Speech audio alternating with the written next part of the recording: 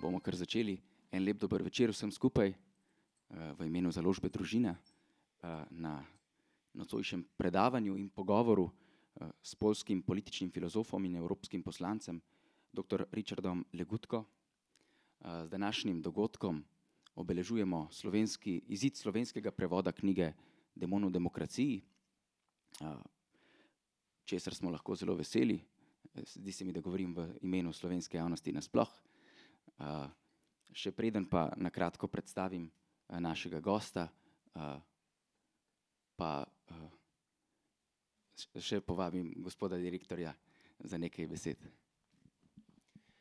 Čisto na kratko, dobrodošli v imenu založbe Družina na tako pomembnem dogodku. Pozdravljam, prav lepo pozdravljam med nami profesorja Legutka. Mislim, da ima Družina skozi 70 let zgodovine kar nekaj prakse s plavanjem proti toku. In ne smemo v teh, bi rekel, nepričakovano čudnih časih pozabiti na to.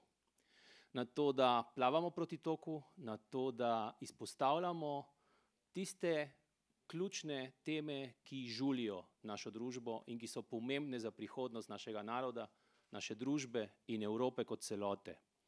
Zato sem še posebno ponosen in hvaležen, da si je profesor Legutko vzel čas za nas, da je z nami tukaj v Ljubljani in upam, da bomo imeli čudovit večer, ki nam bo dal čas za premislek, za razmislek in potem tudi za akcijo, za delovanje. Ker kar si ta svet želi predvsem je pasivnih ljudi. Ljudi, ki ne razmišljajo svojo glavo, ampak predvsem, ki tudi delajo in so pripravljeni narediti nekaj za skupno dobro in za družbo, v kateri živimo. Izzivov je nešteto, kar nabirajo se iz leta v leto, po koronskem času še posebno. Mogoče v nekem smislu ta knjiga izpostavlja neke krizne momente in vprašanja, ki so se že nekako izpostavljala pred tem časom. Danes mislim, da lahko mirno rečem in zagotovo rečem, nič ni bolje. Časi so kompleksni in hvala lepa, profesor Legutko, da nam jih boste pomagali v bistvu razvozlati in najti poti za naprej. Hvala lepa.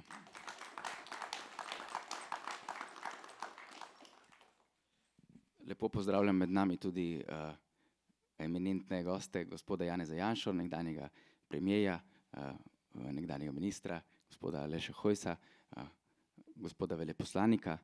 En aplavz prosim za naše goste.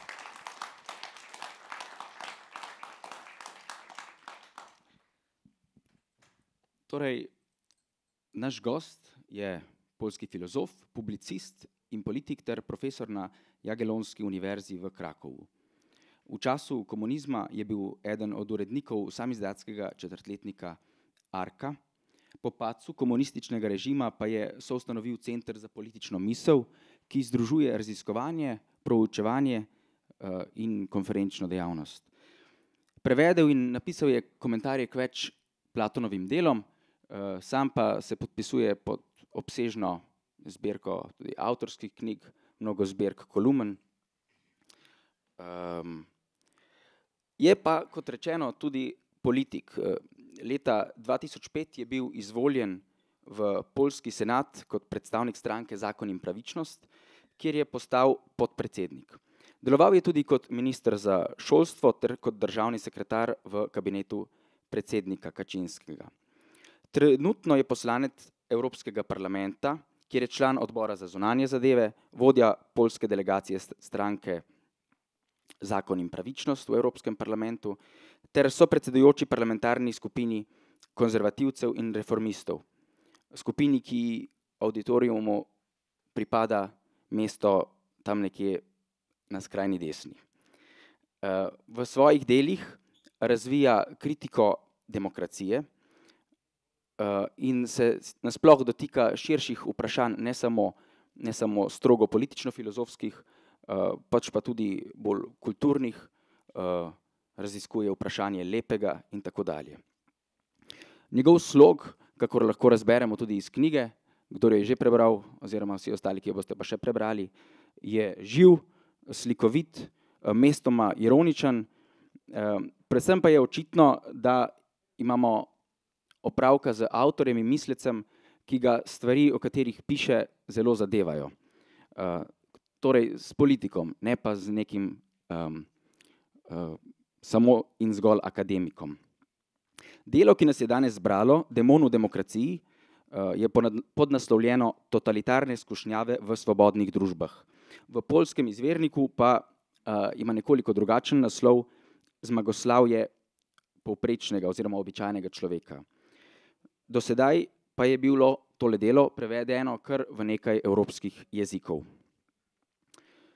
Naj mi bo dovoljena, preden prepustim našemu gostu besedo, še ena opazka ali pa misel, da se mi zdi, da je to delo in takšna razprava, kot je danes tukaj, še posebej dobrodošla ravno v slovenski javnosti, ki je morda ravno zaradi svoje velike razklanosti, tudi zgodovinsko pogojene, morda nekoliko ne ravno otopela, ampak teži k nekakšni dihotomiji in polarnosti, ko gre za politično delitev. Zato je po mojem mnenju zelo dragoceno, da osrednjo tezo, ki jo nas spoštovani gost razvija v tej knjigi, slišimo tudi pri nas. Namreč gre za to, da slišimo, da nasprotje neki konzervativni strani ni preprosto samo neka levica, ampak da znamo razlikovati med različnimi utopističnimi vizijami. Tako, zelo se veselim nagovora. Naš dogodek bo potekal tako, da bo najprej dr. Legutko podal svoje razmišljanje, nato pa bo priložnost tudi za vaše vprašanja in za voden pogovor, tako da si ga lahko kar zapišete in verjamem, da bodo vprašanja odgovorjena.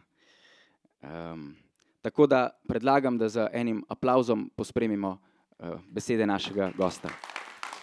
Prosim.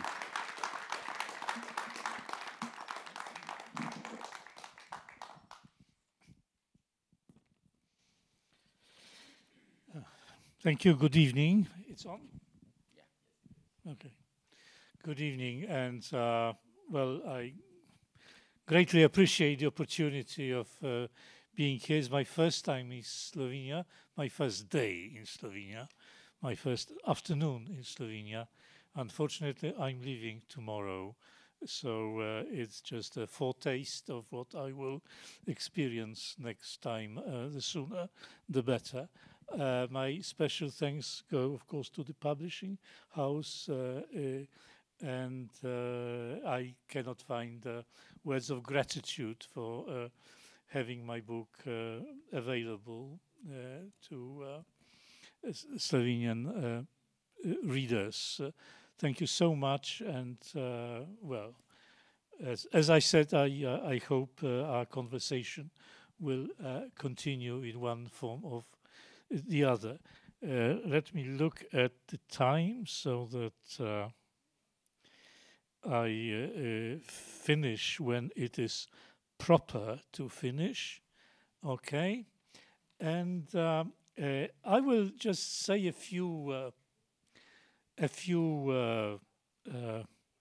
words about how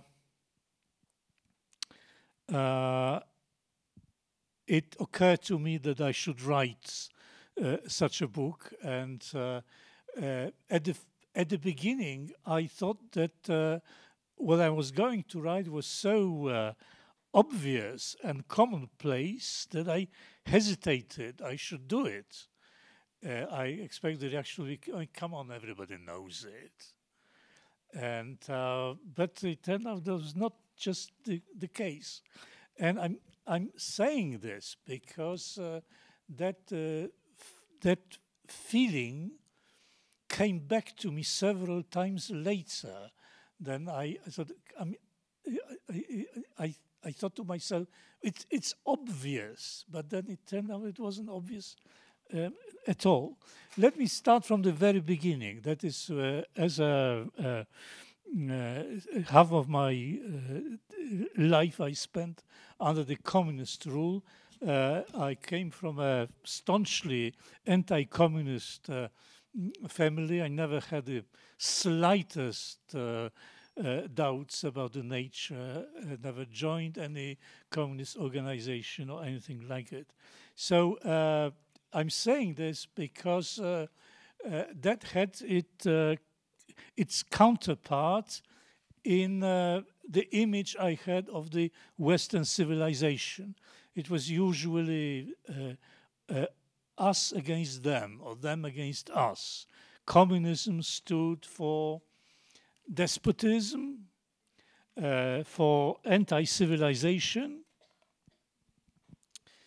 and the Western world stood, of course, for civilization, meaning not only technology, right, technological achievement, but also civility, right, a life of civility, that people can talk, meet, and interact in a civilized way. And also, I believe that the contrast between communism and the free world and the Western world was contrast between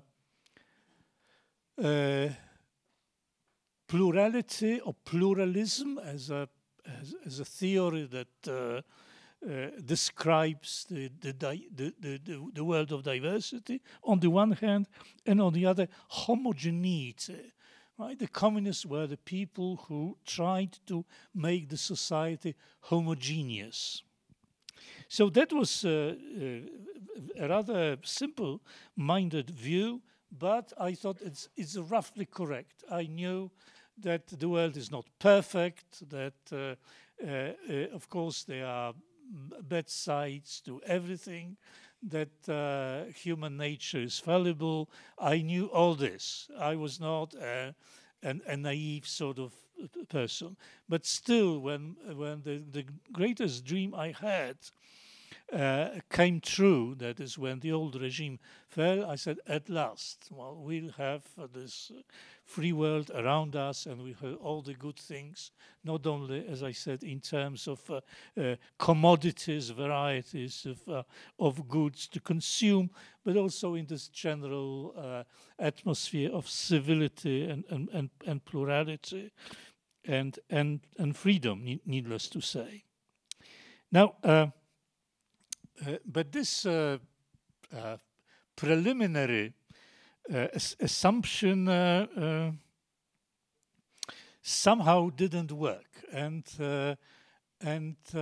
I soon discovered that there is something fishy about it. The first thing that was fishy about it was that the communists, or the former communists, became good guys in the new world, right? In the new system. That all of a sudden those bad guys became good guys.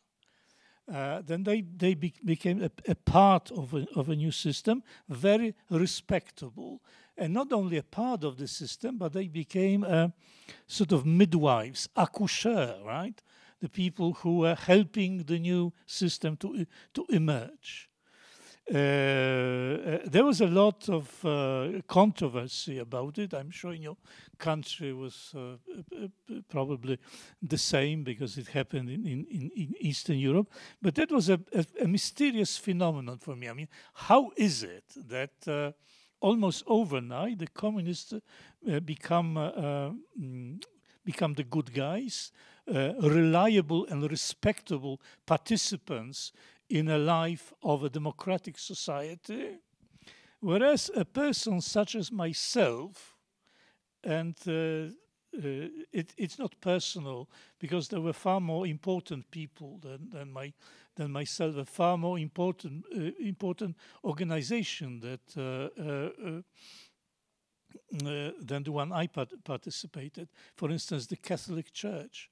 Why is it that that we have to sort of prove our respectability? That we are suspect, right? We are not quite good guys, and soon it turned out that we were bad guys.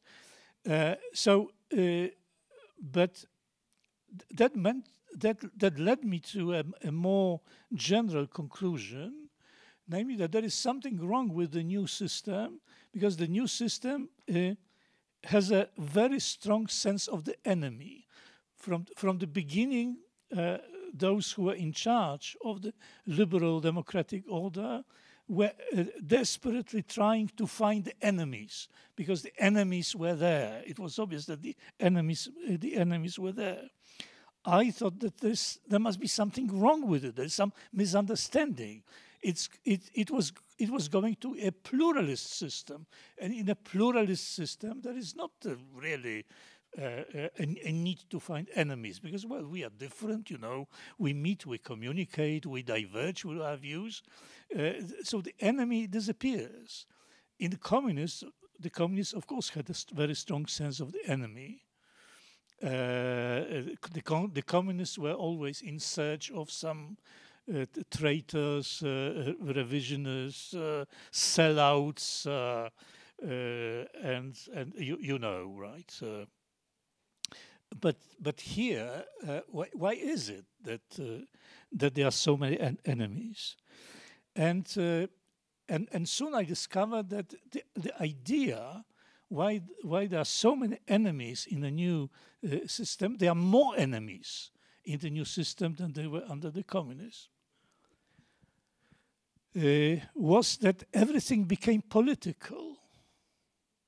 That the new liberal democracy, as we had it in my country, in Poland, was extremely politicized. Everything was political. Previously, I imagined, well, politics is politics, elections, governments, local governments, and so on. But the rest is free of politics, right? Culture, art, economy, entrepreneurship, science, of course, education, academia. These are the things that freely and spontaneously develop in an atmosphere of freedom. Politics has no access to it. No, right? Everything became political. Therefore,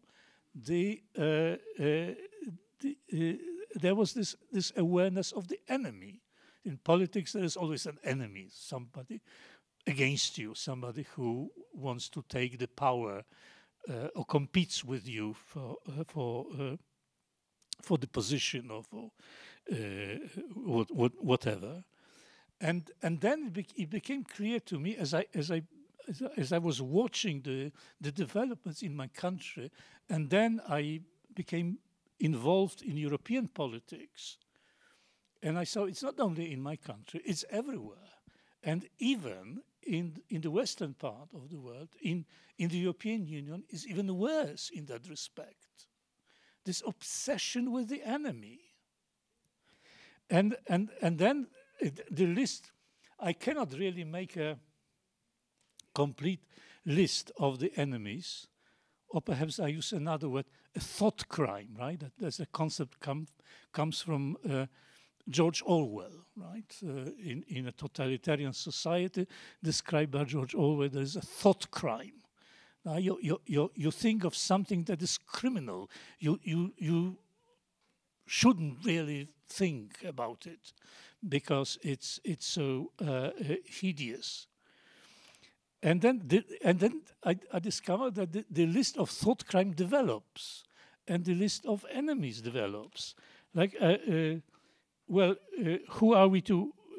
Who are the bad guys today? The bad guys who have bad ideas. What are the bad ideas? Misogyny, sexism, racism, homophobia, transphobia, Islamophobia, Eurocentrism, phallocentrism, logocentrism, ageism, binarism, populism, anti-Semitism, of course, nationalism, xenophobia, hate speech, Euroscepticism, white supremacy, misgenderism, and many, many others. Almost every day you hear of another thought crime, right? Another group of enemies.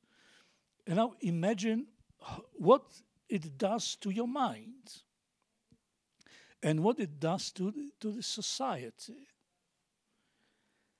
Immediately, there must emerge some kind of a thought police. The more thought crimes there are, the more enemies, the more it is tempting to hunt them down. And everybody who is engaged in some kind of political activity walks on a minefield. Because with every word, you know, you may step on a mine, and you may be exploded. And soon it changed into something more than an obsession. It changed into a set of rules, to law, to systems of punishment, formal and informal.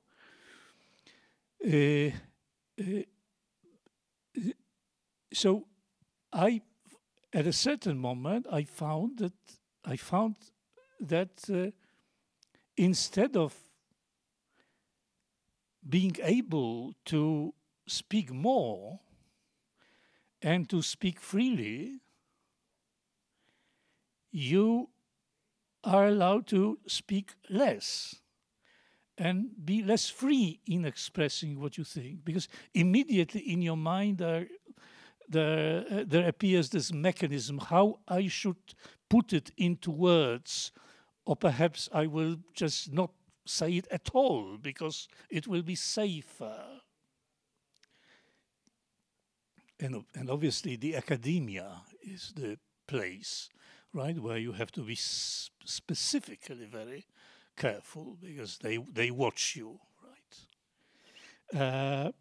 And not only academia, but the education, generally the public space. So that was bad enough, and so this part of my dream, that the public space will be relatively free of politics, and then you can freely communicate.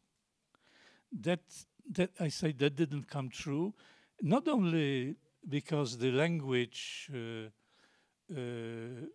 you have to be careful with the language that you use, but also the subjects. Certain subjects could not be touched at all.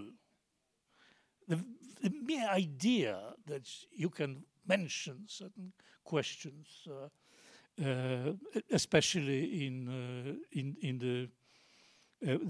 the western part of Europe or in the States, relating to race, for instance, just do not talk about it at all. Yeah? But what was even worse than that was that people did not seem to realize it sufficiently distinctly with all the consequences. You could see around that there is less and less space for free speech, that the language is being formatted, that your mind is being formatted, that your thoughts are controlled, right? That the books are censored, academic articles are censored, that people are being punished for saying wrong things. But most of the people just didn't really pay attention to it, or they were disregarding it or playing it down like, oh, come on, this is a sort of joke. They call it political correctness. Ha ha ha! Political correctness is a kind of funny thing, probably that will soon disappear. But but the prevailing idea was that we are living in the freest society that ever existed. That freedom of speech is the sacred freedom, and all the institutions of the Western world defend the freedom of speech. The less you could talk about, the less free you were in raising certain problems or talking about them. The more it was stressed that you are living in an absolutely freest society. And then I began to see similar phenomenon in the European institutions, in the European Parliament. The least democratic institution that exists in Europe, which is the European Commission, talks of itself as the emblem of democracy. The most restricted parliament that exists, having the least accountability, like the European Parliament, talks itself as the emblem of democracy, right? The less diverse the word becomes, the more people praise diversity. And then I thought to myself, well, this is something wrong. I mean, this is not only that institutionally or structurally things change, but something happened to people's minds. That the operation that is performed on the minds brings certain negative results, and then I saw it happening everywhere in the European institutions, but also in my country, that the concepts lose their original meanings and acquire the opposite meanings, like, as I say, diversity, right, or plural. Diversity means homogeneity nowadays. If you have institutions such as the European Parliament, about 700 members, 75% or 80% have exactly the same ideas about, exactly the same opinions about everything, and they do their best to get rid of those 20 or 25%. And when they succeed in getting rid of these 25%, and 100% we have exactly the same opinions about everything else, that will be the ultimate manifestation of diversity, right? So the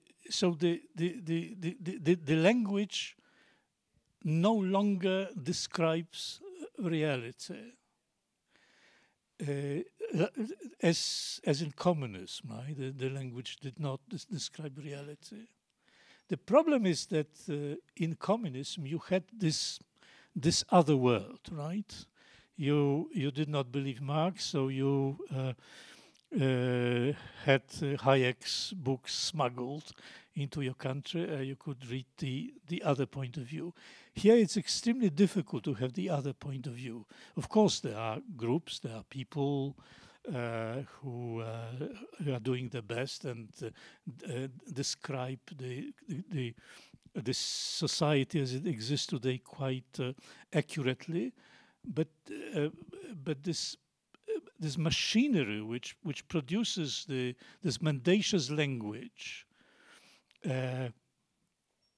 and produces this homogeneity is powerful, because it's not only politicians, it's not only European Union, it's not only the governments, but also organizations, international organizations, corporations, academia, media, and it's difficult to find a place where you could seek refuge, so to speak. And as I said, the communists were trying to do the same, but there were certain areas to which they had little access. They tried, but they failed. Family was a fairly safe place. You could be free, right? In a family, at least in many families, you could talk quite freely. Now you can see that the laws have changed so that the family is no longer a safe place in the Western world. The family has become an object of attack, and the relations between husband and the wife, parents and children are being regulated, and the state, the law, interferes, and wants to restructure family according to the political criteria. As in communist, everything had to be communist. So in liberal democracy, as it exists today, everything has to be liberal, democratic. And the family is being restructured in that direction, pravda, more equality.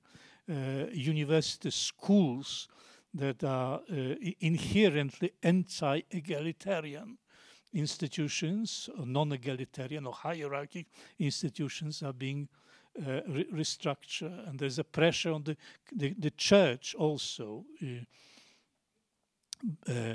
But what they succeed, I mean, what the Western left succeed in doing, succeed in politicizing, was sex. The most, one would think, kind of intimate and private thing, that was politicized. The feminists were, I think, the first to say the private is political. If private is political, then there is no place of refuge in a private sphere, because private sphere does not exist. And the feminists, at least radical feminists and other movements, when trying to invade the private parts of our existence. But the American left went even further. They politicized and ideologically something that never occurred to the communists. The toilets have become a place of political struggle now. Amazing. Yeah. So this is what was happening. The next question, of course, why it happened? Why the similarity? Just small digression. I'm not completely insane. I'm not saying that there is not difference between communism and liberal democracy. And I'm repeating it over and over again in the book. What I'm saying is that there are increasingly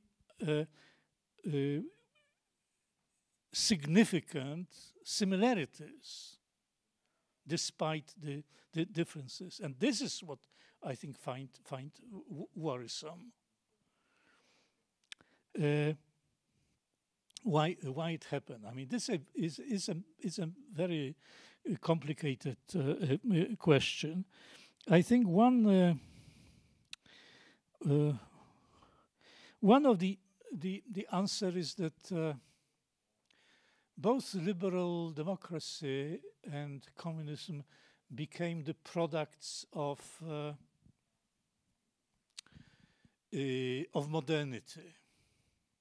And modernity, of course, modernity is defined by various factors, and one of these factors is technology, right? That reality is created, is constructed, like in technology, in technique, right? What the Greeks called techne. Techne for the Greeks was something that made techne was something that Prometheus gave to the human race, and it was something divine. That is, it gave people an opportunity to become more and more like the gods.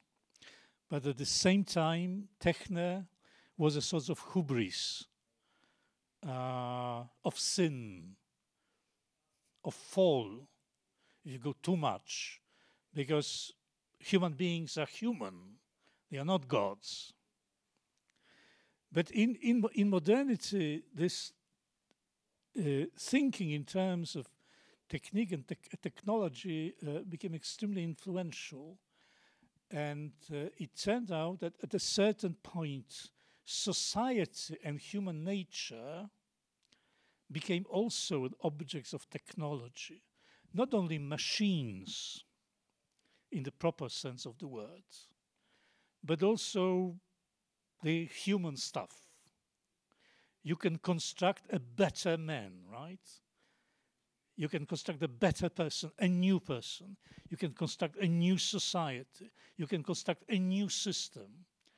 You can construct an ultimate system. I mean, absolutely perfect. The word utopia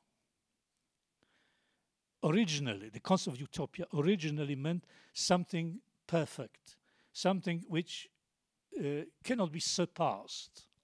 Like there are geniuses in art. They can create absolute works of art, or absolute beauty. If you look at, I don't know, Michelangelo's Pieta, right? It's an absolute beauty. So if there are people who create absolute beauty in music or in art, why not create an absolute perfection in politics? A masterpiece, a political masterpiece. So communism was to be a political masterpiece. Something you cannot be exceeded. Once you make it happen, it's the end of history. And liberal democracy was also meant to be such a political masterpiece. And if it's a political masterpiece, then it remains for us, or for those good guys who know that it's a political masterpiece and know how to service it, just to implement it. And this is what the European Commission has been doing, and European Court of Justice and other institutions. But not only those institutions. I mean, it's a kind of approach that you find quite often today. And if there is no better thing, there's no alternative. If there is no alternative, whoever dissents from it, disagrees, is an enemy. And the enemy does not have to be killed. You don't kill people anymore. You don't torture people anymore, as they did under communism. Far from it. The world has become quite a nice place from that point of view, less brutal. But there is something, I think, that the Soviets contributed to liberal democracy. That's what I think what they called psychushka.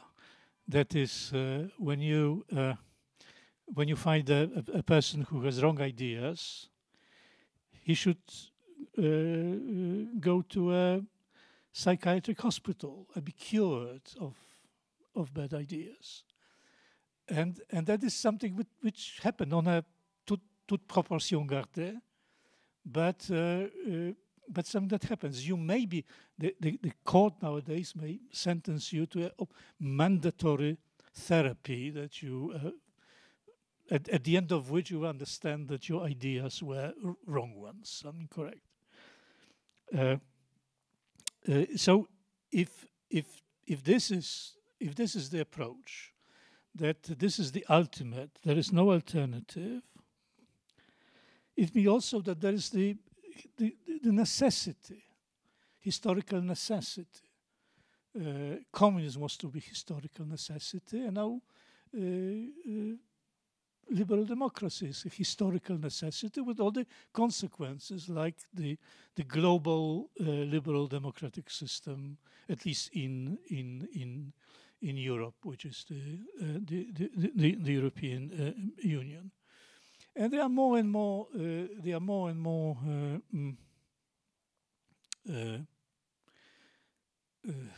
causes of these developments. But I wouldn't like to go on and continue with historical circumstances which would indicate why it's not surprising that these systems tend to resemble each other.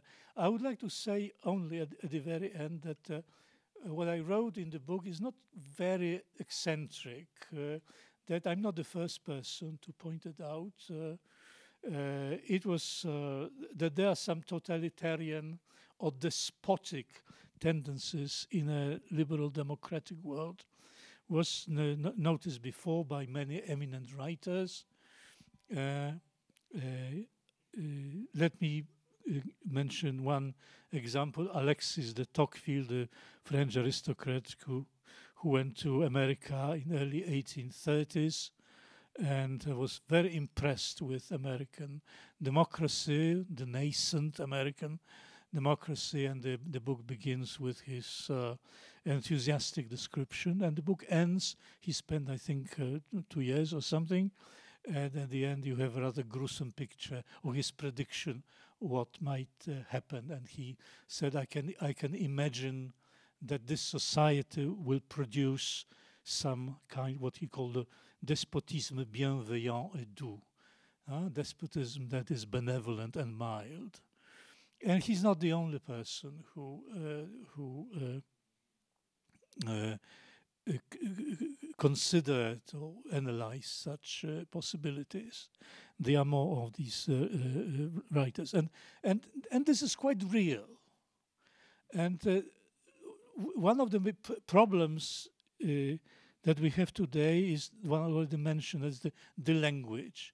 We do not have the language to describe it because the language has been so contaminated and distorted that it's difficult to describe it, and the minds of many people are so mystified. It's difficult to start a civilized conversation about the ills of our times, and this is a paradox. I mean, we who are said to be free and liberated from all sorts of prejudices, superstitions, we are not able to talk about the world we live in. Or if we are able, so far the effects of what we say are limited. That might change, of course, but for the time being, I think the offensive is with the other side. We are still on the defensive. The sooner that changes, the better. And this is my new dream. I don't know if I will live long enough to see it come true. Thank you.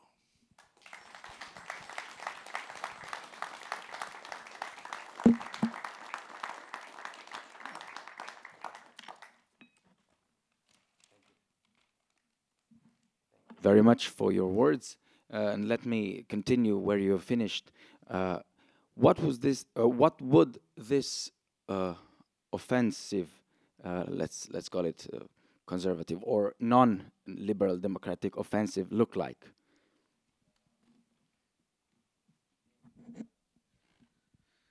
Well, that depends. I mean, we have to start with the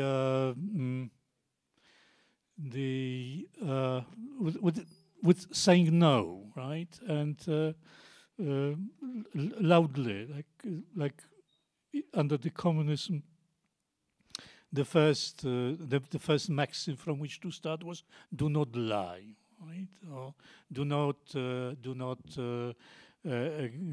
go ahead with the lie. Right? Say no if you can. So this is the first thing. It have to start with your language and with your mind. Do not be deluded by this mendacious language. That in fact, it looks like homogeneity, but in fact there is some kind of diversity in it. No. Just start with certain obvious statement of fact. And the other, I think, another equally important thing is that you have to build an alternative institutions. That is, the institutions that dissent from the prevailing idiom. Like schools, or at least your family, right? The friends you organize, you set up certain associations. The church is the Catholic Church. Unfortunately, the Catholic Church has recently started flirting with the opposite side, but this is an obvious place to find alternative places to be and to promote the ideas, to form people's minds in your vicinity. You don't have to make, if one is a politician, one can make more decisive moves, but the social space, you shouldn't capitulate. You shouldn't give it up to the other side. So, if I understand you correctly, in your book, you say that since whereas communism used instruments of political power, in liberal democracy, main battles are fought in realm of culture and language. So basically, maybe one shouldn't try to pursue this conservative anti-offensive only in a political field, but precisely in the cultural field. Absolutely, yes. Especially that the culture has become an object of attack.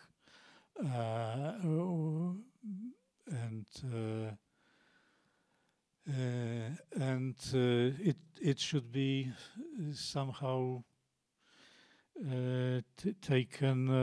taken back, especially that there is so much in Western culture. I mean, it's so rich and it's so inspiring.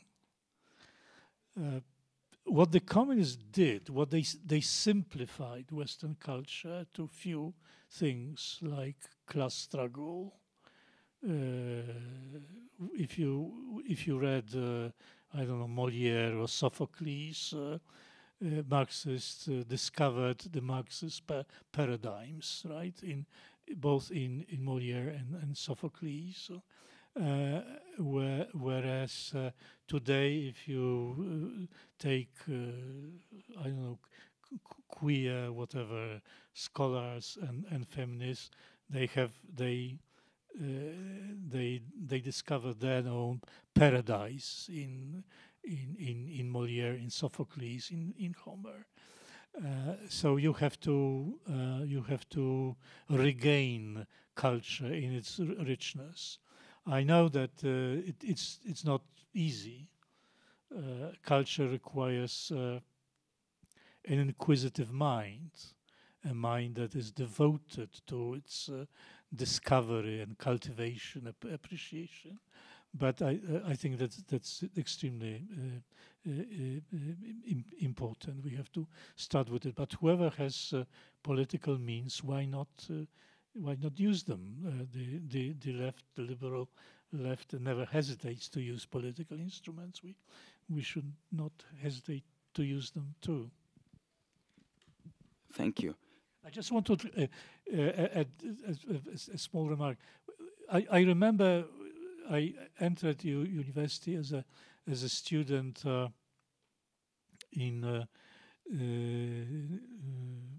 it was late 1960s, and since that time I watched communism disintegrate slowly, but you could see it was disintegrated. I do not see this new despotism disintegrated. I see that it's still getting more and more power. You have to be aware of that. Let me add one last question, and then we'll open the floor for our audience. Since the ills of liberal democracy, as some obvious utopian political projects, seems to be very, very serious, and as you pointed out, they originate from modernity and its philosophical. It has modern philosophical origins. Wouldn't it be, in some sense, logical to assume that maybe also the alternative must go beyond the modern language, even in speaking of religion, just as religion? My point being, what if the only possible political alternative is basically one that does not speak of religion as just of religion? It's very common today to speak of Christian values as if it's just about values, not about, for example, Christian truths. So is it possible to think of an alternative to this utopistic vision beyond or without embracing, in this European context, religious for Christian Catholic position? My point being, is it enough to just say that you stand for religious values but not for religious truth?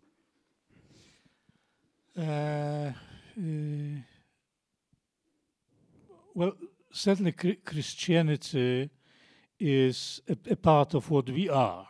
Even if you are not a believing Christian, Christianity makes you what you are. And so classical heritage. The first thing I think we should do to get rid of historical perspective. Our heritage is something that is there all the time. The age when it came into being is less important. It's still there, right? You can read Aristotle or Plato or St. Thomas Aquinas as a source of truth, of enlightenment. So this aspect of perhaps not values, but of faith or inherited practices or certain emotional attachments are very important. But primarily, and I agree with you, if I think the answer to the question is like mine, that you have to, if you look for a source of wisdom, that means it's not just your emotional attachment to it, which is fine. It is great. It should be there. But wisdom is something that gives us true insights. Thank you. Now we have some time for questions from the audience. If somebody wants to ask a question, I will bring him a microphone. Aha.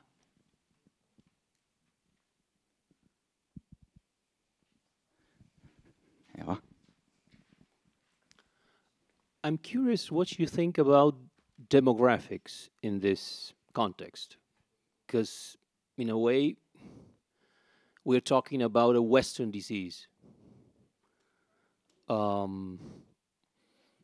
Is there, and reading some other authors, I mean, if you believe in the power of, I would say, basic life, you know, in terms of a general trend in Europe, also goes in favor of, you know, the communities that have more children, that are more integrated, that are, in a way, you know, forming communities, churches, and so on. That's an important power, I would say. Or you don't agree? Or you know, I would like your comment on that. The late American sociologist James Q. Wilson, I think he had a survey or some kind of research that the religious people, or I don't know if he meant only Christians, I can't remember, certainly religious people are not only happier, but live longer. But yes, if demography is an expression, as outer illustration of it, namely of the disappearance of religion or generally of metaphysics. Now, if you are a person sensitive to metaphysics, then you search for something permanent, something that is more durable than yourself. And that naturally extends to not only to those who were before you, but those who will come after you. If you don't have this perspective, why bother? Why bother listening to or reading about your great-grandfather, or reading Plato for that matter, and why bother to think about your grandchildren, right? Because the human life is short. So yes, it has a lot to do with it, and it's also true that that you can see some kind of resurgence of that awareness among the communities you mentioned. But still, I think they do not change the overall big picture of the demographic situation. Yes. Thank you, Professor Legutko, for this presentation. I have one comment and one question, which is linked to the comment. The first one is, the comment is, I first came across you personally, mea culpa, when I saw this video, which is called 2 Minutes of Truth, of Bitter Truth in the European Parliament, which is actually sent to me by a colleague from the European Commission. I'm a former Commission employee as well. And beside the forceful arguments that you made there, what fascinated both myself and my colleague, or rather more than fascinated, worried us, was the image of the reactions of the people in the parliament to your speech. This kind of condescending air of superiority of, as you said today, of somebody who should not even be saying this. So it was not a preparation of we will counter these arguments, but we are laughing them off as they shouldn't even be mentioned. There is something that you say in that speech, which you brought up also today, and this is the fact that you think that the European Commission has been infected by this kind of partisanship, this lack of diversity, which unfortunately I agree with. I must say that 20 years ago, the European Commission wouldn't act as it does today. When commissioners came to Slovenia, they were very, very careful and wary not to go into political issues. It was a guardian of the treaties in the technocratic way, and I mean this in a good way, you know, not taking some. This is something which has changed. It probably changed with Juncker's commission, who said that now we are a political body. So nowadays you have commissioners who refuse to take photos with the prime minister because they do not like what he may have said in the presentation, or they take sides on media laws. So my question to you here is this: how do you see this affecting the European Union in the long run? Of course, the future is by definition something that one cannot predict, but where do you see these trends taking the European Union? Thank you. I think that yes, you're right that Jean-Claude Juncker said it was the first man who said it openly. This is a political. My commission is a political mission, for which he should have been sent packing, but he wasn't. But I think it happened before. It started before, and I think the tendency was always there. But the political circumstances were not conducive to it, probably because generally European Union or the European community, right, was primarily a West European body, right, a West European organization. Then Eastern Europe came. There was this big right, enlargement. And you could see that politically there were two sides. One was superior, the other is inferior. One was senior, the other was junior. This is an unhealthy situation politically. Politics is about power and about equilibrium. And there was no equilibrium. I wasn't that clever at that time, because I think I was thinking exactly the same way, that we were adjoining the European Union to learn, right, to being taught. But somehow I believe that sooner or later, or rather sooner, that later, you know, they will be part of a large community of nations. So this political arrogance, the sense that they can do more than is allowed by the treaties, appeared then for the first time, and that developed, and then they found the bad guys in that part of Europe. Poland, Hungary, Slovenia was also for some time a bad guy. And once you have a bad guy and you show how strong you are, you become stronger, and it's difficult to get away this power that you got. So if that continues, God have mercy on our souls. But I think it's extremely important that this part of continent will try to counterbalance the other side. I know it's difficult. In my country, the political opposition does everything they can to do exactly the opposite. But if I imagine a good scenario, it will be Eastern Europe, this part of continent from the Balkans, right, to up north to the Baltic states, will somehow try to act together to curb the political arrogance of the European institutions. It's not only political institutions, but also the big guys in the European Union, primarily France and Germany. I mean, when the Chancellor Scholz says openly about the German leadership, right, in the European Union, I mean, this is outrageous.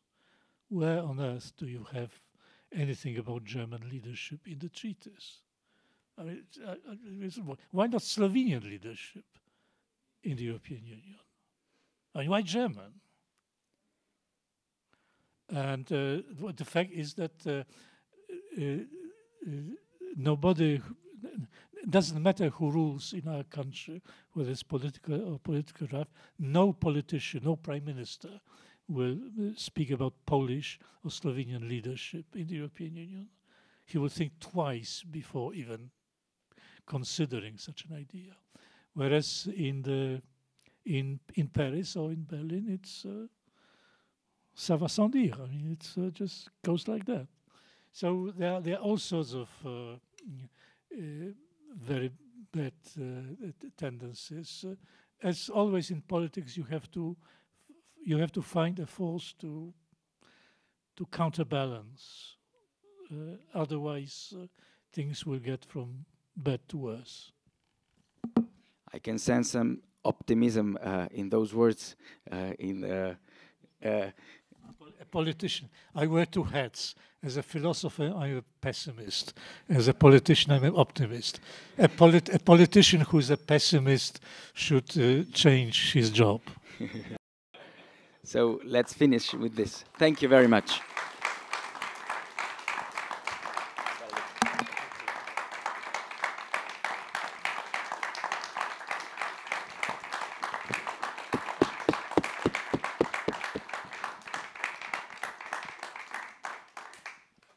Imate še kakšno vprašanje? Naš gost bo zdaj še na voljo tudi morda za kakšno knjigo podpisati in pa še za pogovor. Hvala lepa vsem za obisk, za pozornost in vsem želim še lep večer še naprej. Hvala.